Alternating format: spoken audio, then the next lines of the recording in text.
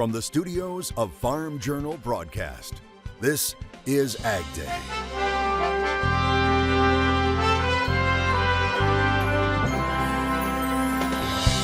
A scientific breakthrough, how a cow named Ginger could help save the lives of her fellow cattle and save the industry billions of dollars. Crisis at the border. As thousands of people remain camped out, we look at the growing humanitarian emergency. And we prepare to get our first snapshots of what the new crop will look like. So we're going to have a pretty big build in new crop supplies as at this point, assuming all goes well. What the numbers could mean for markets and producers right now on AgDay. Good morning, I'm Clinton Griffiths. Happening right now, markets are getting into position ahead of tomorrow's big crop reports from USDA, when we'll get an update on old crop ending stocks and a look ahead at this year's crop going into the ground right now. AgDay's Michelle Rook joins us. And Michelle, a lot is riding on this report for both traders and producers. Clinton, the May USDA report will provide the first new crop estimates for both production and ending stocks for this growing season. And it could be a very volatile report because USDA has to make this transition between very tight old crop stocks and the new crop, which is expected to see much larger supplies, at least for corn and soybeans. Old crop corn ending stocks are expected to increase by about 24 million bushels with lower exports. For new crop, USDA will use the 91.5 million acre planting intentions and trendline yield, which puts production estimates over 15 billion bushels and ending stocks over 2 billion. Market experts say that means a huge transition between the two crops. The trade is looking for a 2 billion bushel carryout. If you look at where the trade is expecting old crop carryout to new crop carryout, that spread's about a 750 million bushel spread, and that is the fourth largest on record. So we're going to have a pretty big build in new crop supplies as at this point, assuming all goes well. For soybeans, the transition between old and new crop is much tighter. USDA will use the 87.5 million acre planting intentions, so production is estimated at 4.5 billion bushels, with a modest increase in ending stocks to 293 million. For soybeans, it's not as bad. There we're looking at the same amount of acres as last year, but bigger yield potential, little tightening maybe of the demand side. But stocks are still building close to 90 million, 70 million to 90 million. So still, it's a stocks increase, which is a little bit negative. And Martinson says for old crop soybean carryover, the trade is only expecting a slight adjustment to 212 million bushels. Now in wheat, the focus will be on the hard red winter wheat crop and how many acres are abandoned in states like Kansas and Oklahoma. However, the production estimate is currently above last year by about 57 million bushels. New crop ending stocks estimates are at 602 million bushels, almost even with last year, but a 10-year low. Reporting for AgDay, I'm Michelle Rook. Weather could also be a factor in this month's supply and demand report, and one area we're continuing to watch is the central and northern plains, where heavy rain is expected to fall. Meteorologist Matt Engelbrecht joins us with an update. Matt. Yeah, that's exactly right. Now, remember last week, Clint, we were talking about dry conditions, a drought setting up through the central and northern plains. We flipped the switch. That's kind of how things have been regarding the season. It's either a little bit or a bit. I want to look at the flooding potential. So again, this is where we're expecting over 2 to 4 inches of rainfall plus in these areas. About 15 to 40% chance anywhere you see that yellow, about 5 to 15 in the green. But this also pinpoints the two major moisture sources across the United States on Thursday. Into Friday, we keep it back down here into Texas, including San Antonio, maybe even into Houston and Dallas. Not exactly over into Midland and Odessa, Texas, but still about 5 to 15% in those areas. And we keep the moisture around into the Dakotas even on Friday. I got a little push of some moisture as well into Cincinnati, Ohio, and the Midwest with this next system coming up. There is going to be some severe weather potential with it as well. The red indicating we could have several severe thunderstorm warnings or tornado warnings issued across those areas. Let's go ahead and take a look at what's going on with a beautiful sunset. If I could take pictures like that, well, I would. But I can't. And it isn't just a great way to start the morning. Matt sent this one in from Minnesota sharing this sunrise saying, simply awesome. We agree, Matt, and thanks for sharing. I'll have more on your forecast coming up. Another developing story we're watching, Title 42 is set to expire today. The pandemic-era policy allowed authorities to quickly expel certain migrants at the border. Now, the government estimates about 150,000 migrants are camped out in northern Mexico with more people on their way. David Culver shows us what it's like there ahead of the deadline. Echoing across the sandy landscape on the U.S. southern border, young voices shouting for water. Already on Texas soil, technically, having already illegally crossed the Rio Grande, hundreds of migrants camp out between the barbed wire and the border wall, waiting to be processed for asylum. Title 42 still in effect. For this group, that means they could be immediately expelled by U.S. border officials. The pandemic-era policy offering no guarantees for their asylum claims to be heard. If it expires Thursday, Title 8 takes over, requiring asylum officers to process each claim, potentially overwhelming border officials, already strained. Worsening this humanitarian crisis, the heat, some 90 degrees at midday. You see people bundled up in winter coats and blankets, useful for the night chill, and to shield themselves from the scorching sun. We watched some Mexican locals arrive to help the group of migrants, mostly from other parts of Latin America. They carry boxes of pizza, bags of snacks, water, and soda. But it's not a handout.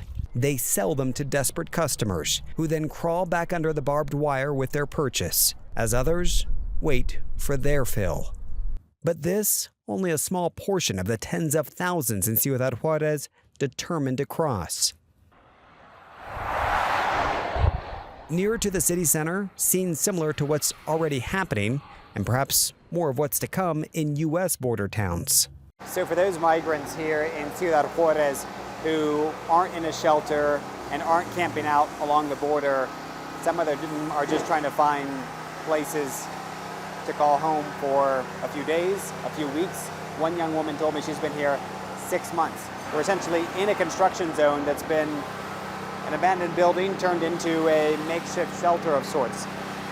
A lot of tents around me. Some have used blankets to cordon off certain areas and then put a mattress if they're lucky, or just some bedding on the floor.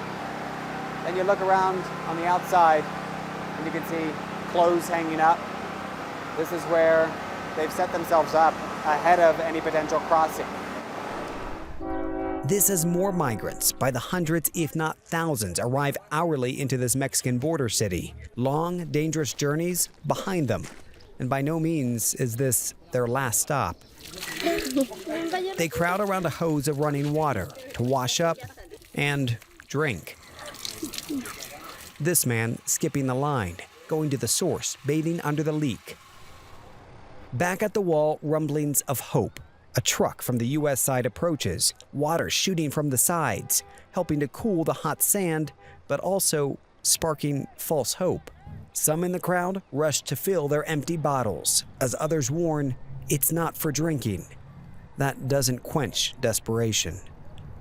David Culver reporting. Now, we're told President Biden is continuing to discuss border security with the Mexican president as U.S. troops arrive at the border. Meanwhile, high-level talks will soon be taking place with another country, China.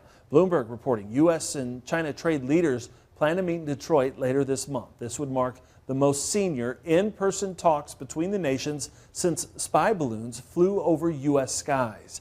The meeting between U.S. Trade Representative Catherine Tai and Chinese Minister of Commerce Wang Wentao would likely happen on the sidelines of a gathering of the Asia-Pacific Economic Cooperation Trade Ministers. That's taking place May 25th and 26th. Corn markets fighting to stay in the green at midweek. We get some market action updates coming up next.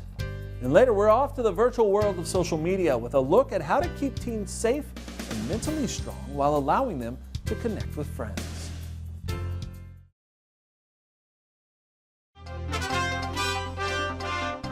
Despite some pressure from oil prices, corn managed to claw back from losses earlier in the week. Michelle Rook returns with what the markets will be looking for in this week's supply-demand report in today's Markets Now. Wednesday's market closes in the grains where we were higher in corn, lower in soybeans in wheat. Mike Miner with Professional Ag Marketing is joining us in some mixed trade on Wednesday, Mike, but how much of it was just squaring ahead of the big WSDA reports coming up? I know we have a lot of bearish expectations. Yeah, a decent amount. We're kind of headed back towards last week's lows here and really finding thin bullish news at this time of the year during planting where not much is really going wrong at this point, Michelle. And the trade's expecting a really burdensome report on Friday as well as, with nothing really going wrong during the planting season here. They're expecting near trend line yields and no indications of delayed planting at this point. We've run ahead of normal, so they're expecting some pretty burdensome numbers and really seeing what we've saw lately on the demand side too. The trade hasn't expected a whole lot out of Friday's report for friendly news, so we've seen a little bit of a pre-report positioning there, but we'll see how much they've got baked in ahead of it. Yeah, that's going to be the big question as we go into the report and the reaction that we get. We did manage to hold the lows, though, from last week in both corn and soybeans on Wednesday. So that was kind of a victory. Do you think we can hold on to those, though? It depends because we're looking at a situation right now on the fund activity that we're heading into the time of the year where we typically see a rally in these grain markets. And for them to build on these short positions they already have in the corn market, 125,000 type area for net managed money shorts right now that they've built up in the corn market, for them to build on that ahead of a seasonal time frame that we normally rally is a little bit difficult to see. And the last time they've really done this was back in like 2019, right? And that came to kind of bite them a little bit after that occurred. So for them to build too much more on this is a little bit of a stretch. All right. Thanks for joining us. Mike Miner with Professional Ag Marketing. You can see our full analysis at the Markets Now podcast. We'll have more Ag Day coming up. Ag Day is brought to you by Lamar's Toy Store, the largest and most diversified farm toy store in the U.S. They have new and old and do restorations and customizations too. You need to see it to believe it. Visit lamarstoystore.com or call us at 712-546-4305.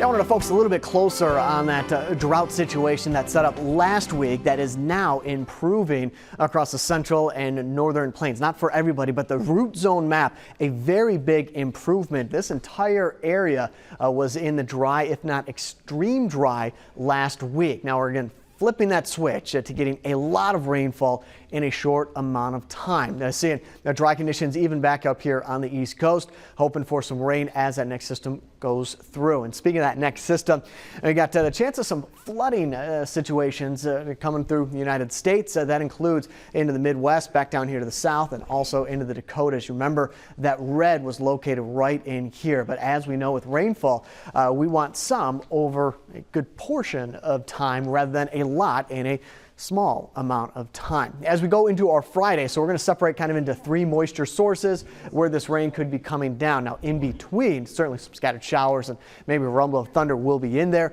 By Saturday, the main focus is going to be back down into Texas where they're going to be inundated with rainfall, not for one, not for two, but 3 days worth of rain, possibly even into Sunday as well. Again, there's a look at the flooding potential. The outlook May 15th through May 19th keeps the dry air in as we get into the middle part of May, with the potential for some rain setting up above average rainfall into the Four Corners and back down here to the south. So a little bit in terms of rainfall last week, a lot this week for central and northern plains.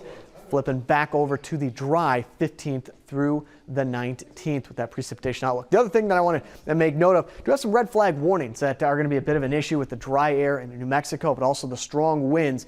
Around any isolated thunderstorm, you could get some strong winds as well. Overnight, but also into the early hours on Friday morning, still some decent winds pushing about 30 to 35 miles per hour in and across the central and northern plains. Let's head over to Ohio. Mostly cloudy, high around 83 degrees, low of 62 degrees, mostly cloudy skies. Got some evening thunderstorms in the southeast, including Georgia. Somerville, 82 degrees high for a high, and then 73 degrees in Nebraska. Scattered thunderstorms around. Your next piece of equipment is on MachineryPete.com. Search equipment from dealerships across the country to find what you're looking for. Only on MachineryPete.com.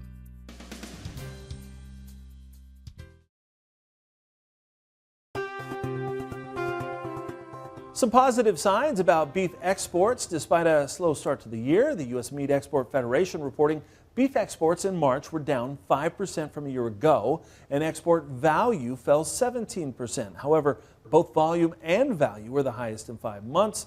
Through the first quarter, beef exports were down 8% year over year, and value was down 22%. That report also shows March beef exports to Mexico were well above last year. It's a virus that costs the cattle sector billions of dollars every year. Now, science may have produced a solution.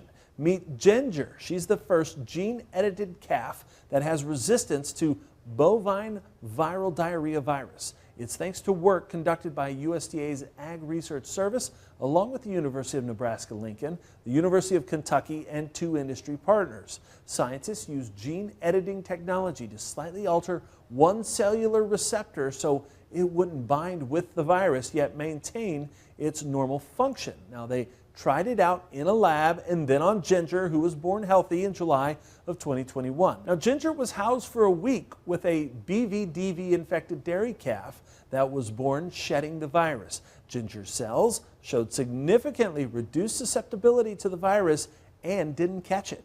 They say they will continue to keep watch on Ginger and her ability to produce and raise her own calves. And livestock producers Zoetis and Farm Journal want to recognize you and the big impact you have on feeding our communities. The Zoetis Freedom Recognition Sweepstakes by Farm Journal, well, it runs through Saturday, May 27th. You can register to win a special edition golf bag or that grand prize, an amazing American flag wall display that we will be giving away on air. Just head over to the website on your screen, zoetisus.com/Freedom Recognition Sweepstakes to enter. Social media can be a great way to meet and connect with people, especially in rural areas. But there's also a dark side for mental health in teens. We'll hear from the experts next.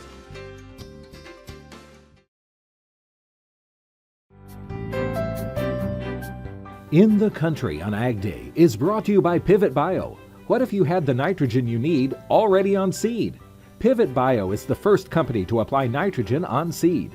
The nitrogen you need, now on seed, from Pivot Bio. Learn more at pivotbio.com.